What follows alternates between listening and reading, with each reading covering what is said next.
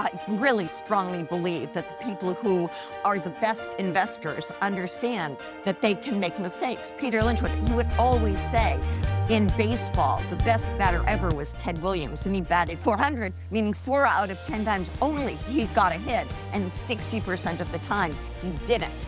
And he would say, if that's the best hitter in baseball, in our business, we would be lucky to be that successful. We're probably less than that successful, and never have the arrogance to think that you're better than that.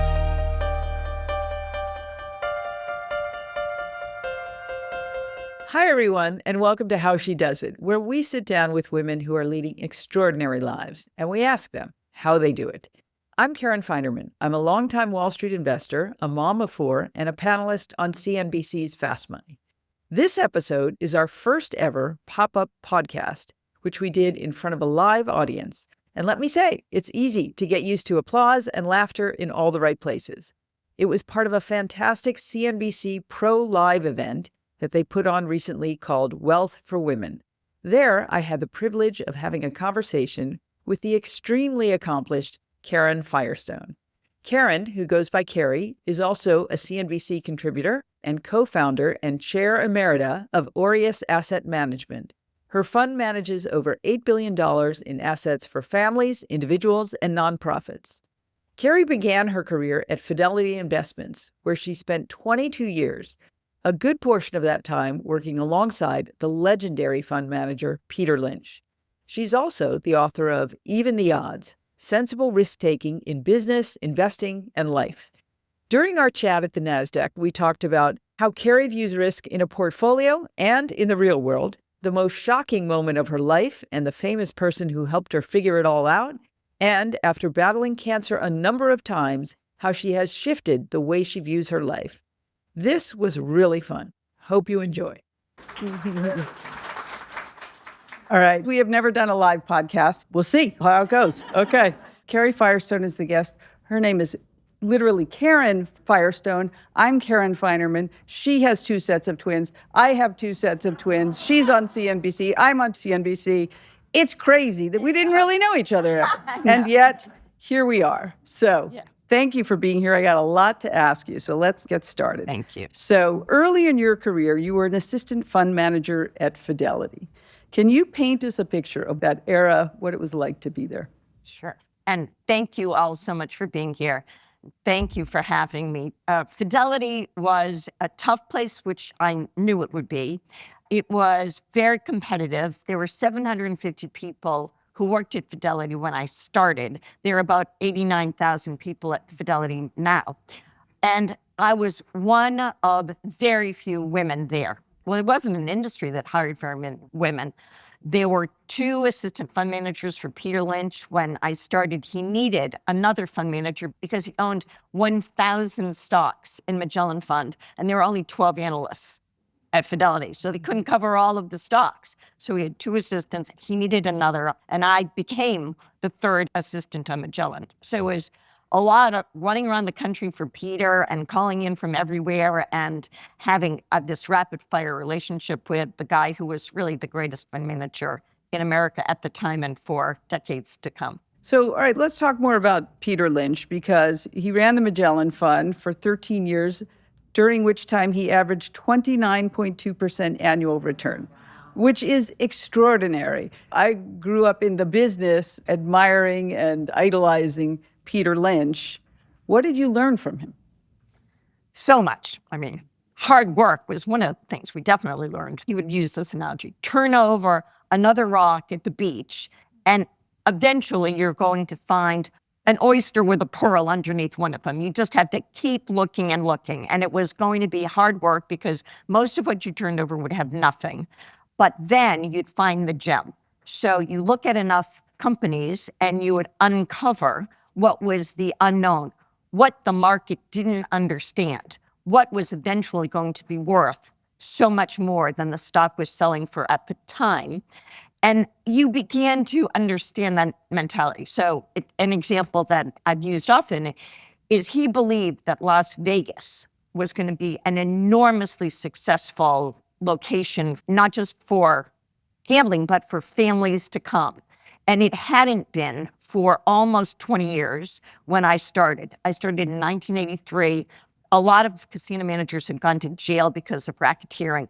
And he said, go out there and start to look around. Do they have a new airport yet? What's going on with the land in Las Vegas? And I spent so much time in Las Vegas that everyone in my family and my friends thought I had a gambling problem. No, it was really true. Even my husband did. And he was right. There was so much potential. There was a lot of land. There was great climate. And they were building a new airport. And we invested in almost every single company that came public, which happened a lot in the 80s. So that was an idea he had, and we made a lot of money in it. One of the things I know that you've thought a lot about is risk. Yeah. And what did you learn about risk with him? I know you've written a book on risk. You have theories on risk. Yeah. Did he help form that? Well, he didn't talk about risk that way. As a matter of fact, if you asked Peter, what do you think about the market, Peter?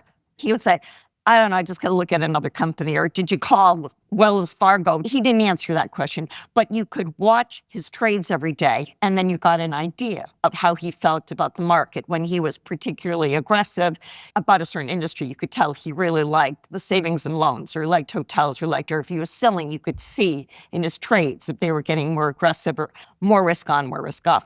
But what I learned is that you had to make yourself a compelling argument to buy a stock, and particularly in size, because we would buy 10% often of a company, and you'd have to do that by hand, right? We didn't have computers. We eventually had Lotus 1, 2, 3, and then Excel afterwards.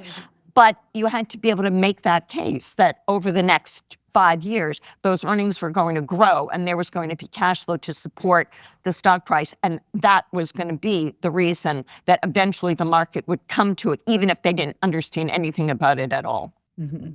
So you developed your own strategy then. Yeah, that's what we had to do. So when you think about risk, Yeah. how do you think about it? So the way I look at risk is that it has these 4 elements that are important. It's you have to have the right size risk. So with a portfolio, the right size this position should be, or the size that a sector bet should be, the right timing. So in the case of I'll give you another example, Disney. I went to Disney World in Florida many times, and we started to believe that it was going to be the springboard, that Orlando site, for not only larger and larger parks, but they would use it for marketing every single new movie they came out with. And it started with The Little Mermaid, and we had Lion King and Pixar type productions that would build a new theme park and that could have merchandise all around it. And that would be the right timing because the world wanted that. They began to travel more. People from other countries were going to Disney World. Then they would put one in France or one in China. And there was perfect timing for Disney to expand. And for us anyway, knowledge and experience. I believe that's the third tenet. You have to have knowledge about what you're investing. You have to experience it yourself. And you have to be skeptical about what people tell you, because most of what they tell you is just a dream. They're giving you an idea that they hope happens, and they want you to put money into it because they need investors or they need other people to be the sucker. So to me, it's really true. It's sizing, timing, knowledge and experience, and being cynical. Being cynical. Okay. Yeah. So we know no one can predict accurately all the time. Although it's interesting, some people act like they can. Mm-hmm. What's your reaction when you see that? Well, acting as if you know is just the vanguard. That's the pinnacle of our business. Everybody acts like they know. That's the standard practice. I don't want to say men are better at it than women, and certainly not the men in this room. But it's very important to be aware of humility and not fall into arrogance. I really strongly believe that the people who are the best investors understand that they can make mistakes. Peter Lynch would always say, in baseball, the best batter ever was Ted Williams, and he batted 400, meaning 4 out of 10 times only he got a hit, and 60% of the time he didn't. And he would say, if that's the best player, best hitter in baseball, in our business, we would be lucky to be that successful. We're probably less than that successful and never have the arrogance to think that you're better than that. And that's what he would talk about 10 baggers, 15 baggers, 20 baggers. that's really what he was looking for, but he had to hedge his bets, because if you're too concentrated and you don't have the 10-bagger, good luck sticking around. So, all right, I want to switch gears a little bit and then talk about your life. Mm-hmm. So first you're at Fidelity, you're working really hard, you're married, you have twins, and something happens. Yeah, so I came to Fidelity right after business school, and within a year, I had 2 kids. I had them on Sunday. I called Peter on Monday. He said, great. By the way, did you talk to Circus on, I went to the office on Friday, and that wasn't smart. I'm not suggesting that to anybody, but it was a little bit of the culture. Well, in 2 years, I was pregnant again, and great. And I had an ultrasound, and I was having 1 baby. And then at 6 months, I had a blood test, and it was abnormal. They told me that I had to come and have an ultrasound. And I said, right, okay. And I did, they're going like this, and I'm looking at the screen, and I go, holy. And the technician said, what? And I said, there's 2 babies. And she said, oh, isn't that wonderful? You're having twins. And I said, no, I already have twins. They're 2 years old. So I had another set of twins. And As one does. As one does. And oh, man. And I really thought my life is over, because, of course, my mother, everybody said, so that's great. You can just stay home and do the kids and, not work for all. And I said, but I really feel I need to work. I love to work. So what happened is I was on a plane. I was going to Los Angeles because I was doing a lot of entertainment companies at that point. And the plane stopped in Chicago. I mean, nobody does that anyway. You don't go from Boston to Chicago. But anyway, this plane stopped in Chicago, and I noticed that the woman walking toward me, a new passenger, I recognized her. And she sat down. I was sitting in 3A, and then she went to 3C. And I said, I know who it is. It's Ann Landers. This is Ann Landers, the advice columnist. But her name isn't Ann Landers. And I said to her, excuse me, are you Mrs. Lederer? Because her name was Epi Lederer. And she said, yes. And I said, would you please talk to me? I'm Kari Firestone, and I have a problem. And she patted the seat between us, and she said, of course, dear, sit right here and we'll talk about it. And she talked to me for 4 hours. And she really helped me a lot, because I was really in a state of panic. And she said, you just need to make sure that you're happy, because if you're not happy, then no one else is going to be happy in your family. And you can't be overworked. You have to have plenty of help, lots and lots of help. You have to make sure everybody is getting enough sleep, enough attention, that you're in good shape, everybody's comfortable, everybody's doing well. But it's important for you to work, so take the time off you need, but then hire the right people and go back to work. And that's what I did. And I'm really grateful to her. And we stayed friends until she died. So I know in your book you talked about the feeling of taking time off and how scary that was. How much time did you take off, and were you worried about it? Well, I took up 9 months. So I had them in November, and I went back to work at the end of August. And I was sure that Fidelity thought that I was never coming back. I had 4 kids. I was 30 years old, but I had a great nanny. She stayed with us for 24 years. It worked out. When I came back, they assigned me so many different industries. It was followed trucking and airlines and cable, which was a new industry. And I was doing film before, but film and broadcasting, they really loaded me up to see if I could do it, I think. And I just said, okay, I'm here, I'm going to do it. And somehow I did. I didn't socialize after work. I didn't hang out with everybody. I said to Peter Lynch, I can't come into the office on Saturdays. He always worked on Saturdays, certainly the morning. Said I can come in like once every 6 weeks, but I got to bring a couple of kids. But somehow it worked out, and I managed to do it. And I'm very grateful for my family for being so supportive. My kids were, I guess, cooperative. I mean, they didn't scare everybody away at home, and my husband stuck around, and I was able over time to keep growing it at Fidelity. And so I'm, very happy that I stuck around and it worked. So literally, like, what was a day like? How do you do it? Yeah. So I'm fairly organized about my time. And I would get up. I still get up at 5:14 or 5:16. I would sleep in if it was 5:16. And and I went running. I usually ran 6 miles with a friend, and then I got home and took a shower, and everybody got up and they had breakfast, and we had someone who lived with us, but then I went to the office. I would leave the house at 7:45. That the second nanny would be there by then, and I would work until I'd say 5:30. I would be home about 6, and often I would go pick up a child. We had kids who played hockey. My daughter swam for many years. They played instruments, and we'd split up who would get whom. I would travel because everyone at Fidelity traveled. I'd have to go visit companies. And somehow I did it. And I was telling someone this earlier.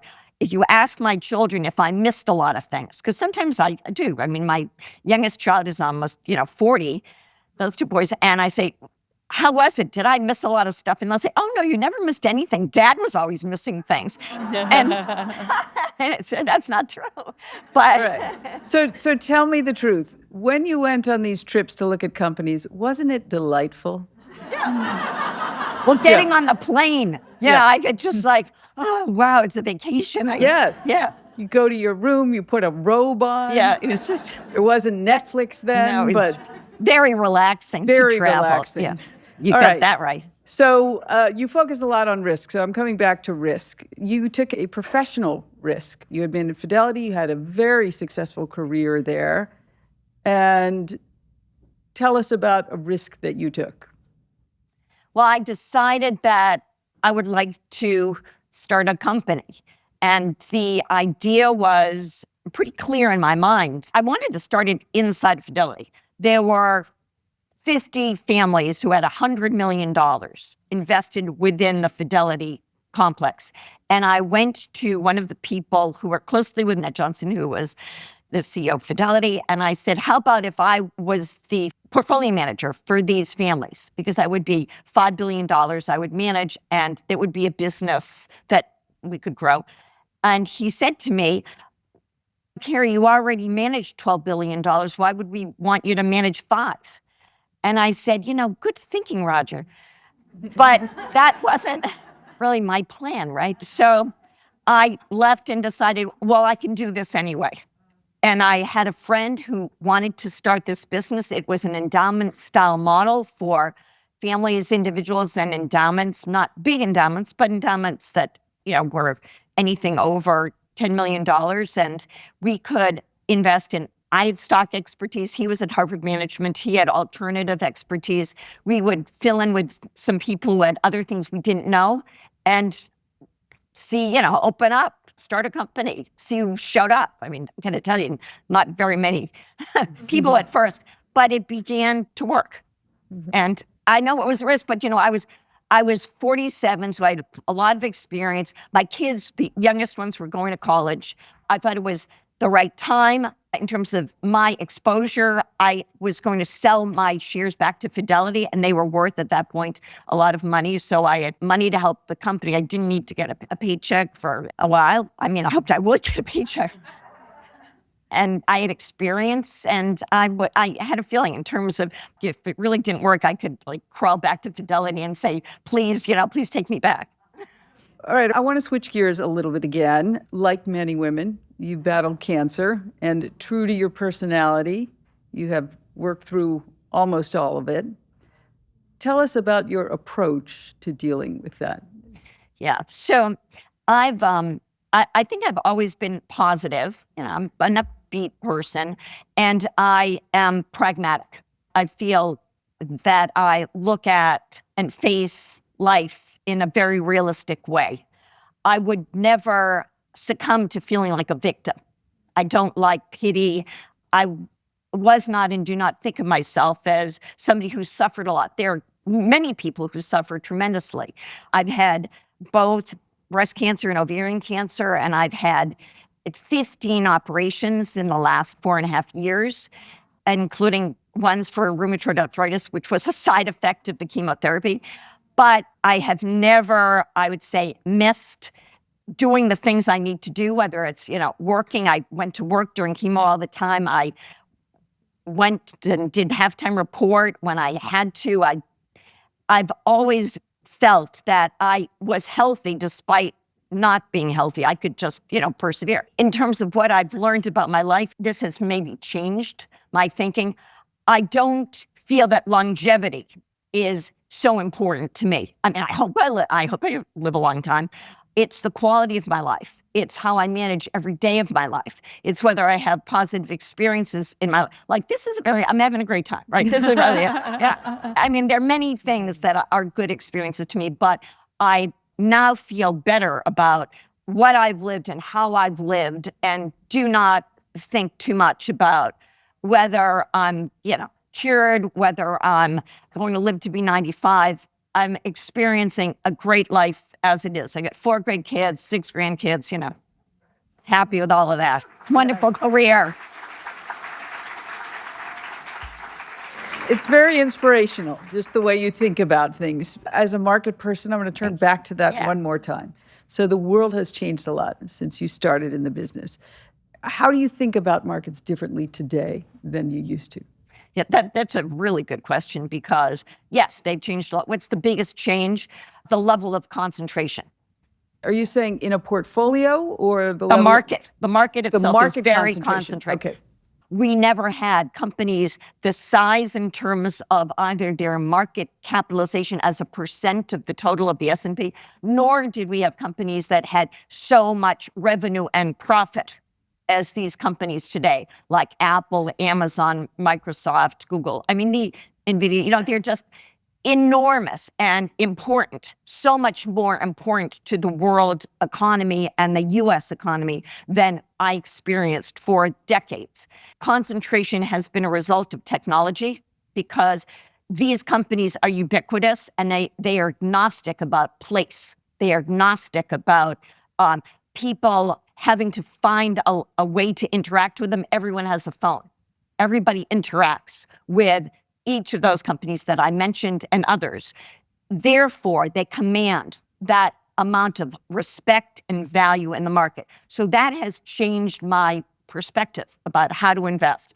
We used to, and we still have, 35 stocks in our portfolio at Aureus, at the core portfolio. And we designed it quite intentionally. We did a lot of research into what created a level of diversification that was immune to the great disruptions if one group of stocks went down. I'm not sure that 35 is the right number. It could be less than that, just because of the value of some of these businesses. And I'm at heart a growth investor, because Peter Lynch was, and the people I grew up with at Fidelity, we were all growth investors. So I have, I would say, a different perspective and enormous respect for these companies and the way they built something that's unassailable in their way.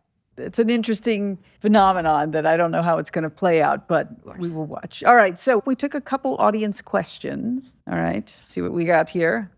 What is something that you learned from working with Peter Lynch that isn't one of his famous investing tips, which was buy what you know, that sort of thing? Well, I'll tell you 2 quick things. One is that indefatigable, that guy. I mean, it's just so important to work hard. And I have personally a lot of work ethic that I probably had anyway, but I watched him day after day and week after week just work so hard, and it rubbed off enormously. The other thing is, he bought a farm in Ireland many, many years ago, and I was in the first group of people who went there, and he also could have fun. It wasn't just about working all the time. We really had a great time on that trip, a bunch of us. Okay. Did he ever get really pissed? Yeah, I did. Yeah, okay. He really didn't like it. That's a question from me, not that. Yeah, he did. He would yell at people like he would. You can't do that anymore, but he did. Okay. There's a lot of things you can't do anymore. All right, Kari, time for the lightning round. So we have some fun questions for you. If you would you rather, all I ask is just first thing that pops into your head. Don't think about it. Okay. Would you rather drive or be driven? Drive. Would you rather bungee jump or skydive? Skydive. 2 set of twins or 4 kids, one at a time? Oh, I'll have to say 2 sets of twins. A favorite piece to play on the piano? Downtown. Oh, nice. Okay. What books are on your nightstand? The Loneliness of Sonia and Sonny is the book I'm reading now, which is a great book. And The Body Keeps the Score is a really good book I've also just read. Okay. What did you do with the first big amount of money you made?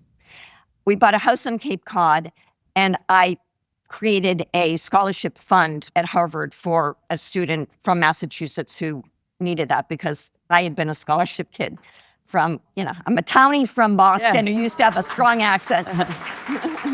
You done good. You done good. Okay. Would you rather Heartbreak Hill, the run, or a bad day in the market?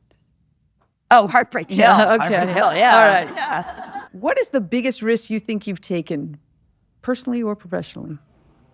I think starting a company, people were surprised I did it. All my colleagues at Fidelity were surprised. And they said, well, God, he could feel. And I said, well, I can't think about that part of it. Good. All right. So last one, 2 parts. What's the best investment you've ever made and the worst investment you've ever made? And it's a very broad definition of investment. When I got my money from Fidelity, I had to take, some of it to build the business. And I invested almost all of it in our portfolios at Aureus. And over 20 years, if you put $1 million into the S&P, we beat the market for most of those years. It would be, in 20 years, $9 million now. And I'm so happy and grateful that I did that because I couldn't have imagined doing better. And then bad PayPal is in my mind always as well, we bought it because we bought it at 30 and it went to 460 and we didn't sell anything but like this tiny amount, and then we sold it at 60, and I can't ever forgive myself for that. All right. But I have. Yeah. I'm getting that we have no more time. Yeah. So thank you, Kari. Thank you, Trina. Thank you so much for taking time to listen to our conversation on how she does it. Until next time, onward.